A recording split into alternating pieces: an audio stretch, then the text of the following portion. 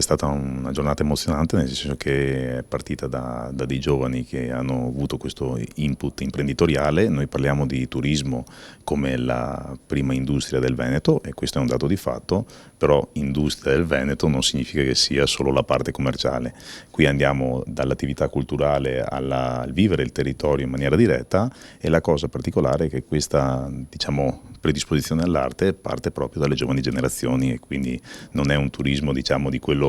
che spesso si subisce durante le visite scolastiche, ma bensì un qualcosa di particolare che va a riscoprire i posti più importanti, magari anche quelli meno conosciuti, attraverso un modo di giocare, però sempre in comunità, quindi mettendo insieme varie anime, varie persone all'interno del stesso territorio. Il Veneto offre un tesoro incontrastato e quindi abbiamo deciso di partire dal Veneto, da Venezia, ma non solo, perché siamo anche a Bassano, ad Asolo, a Treviso, e sono veramente, come diciamo noi, il nostro payoff è un'immissione tra le meraviglie d'Italia, in questo caso tra le meraviglie del Veneto, che sono tante e tutte da scoprire. E in questa web app, perché non c'è nulla da scaricare, tutto tramite browser, abbiamo unito questi due concetti, ludico e culturale, perché